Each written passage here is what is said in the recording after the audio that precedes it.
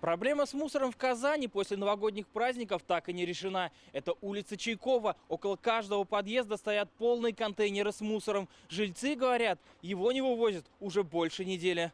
Если нет, приходится выбрасывать. Жителям дома приходится складывать мусор около баков, практически на тротуаре перед подъездом. Вот этот мусор давно уже лежит, недели точно лежит. И вот полный. И там под снегом еще ящик лежит. С начала Нового года примерно, где-то так, не вывозят мусор. Люди вот в одну кучу все складывают. Вот, хотелось бы, чтобы проблему решили.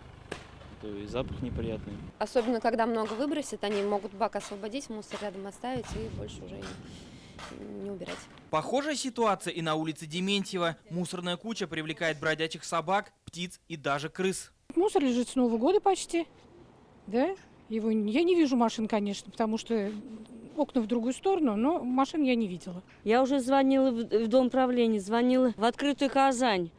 Когда в Открытую Казань позвонила, конечно, они вывезли вот это 5 контейнеров. А здесь надо еще раза 3-4 приехать. Вот эту свалку, которая образовалась на парковке почему-то. На улице Боруди часть парковки завалена пакетами с мусором. При порывах ветра они разлетаются по всей округе, засоряя и другие улицы. Большой контейнер полностью заполнен. Жильцы говорят, его не вывозили с прошлой недели. Хотелось бы попросить, чтобы все-таки убрали этот мусор, чтобы сюда ставили машины, а не мусор лежал. За последние 3 суток на портал «Народный контроль» поступило почти 3 десятка обращений. Больше всего жалоб из Новосавиновского, Вахитовского и Приволжского районов. Рекоператор и сегодня сослался на поломку техники, погоду и ненадлежащую работу управляющих компаний. Теперь стабилизировать ситуацию обещает в ближайшие дни.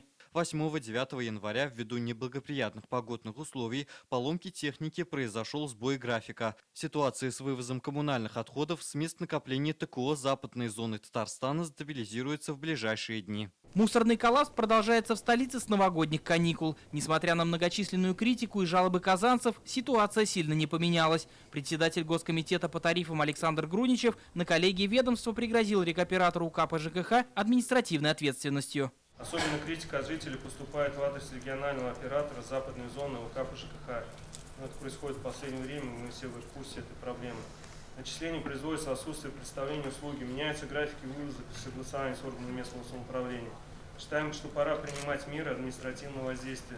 В ближайшее время Госкомитетом планируется возбуждение административных дел производства по наиболее резонансным фактам. Сегодня за ненадлежащую работу в Лаишевском районе Госкомитет Татарстана оштрафовал рекоператора на 50 тысяч рублей. Жалобы, поступившие из Казани, Алексеевского и Арского районов, сейчас находятся на стадии рассмотрения. Иван Сарафанов, Вадим Илларионов, ТНВ, Казань.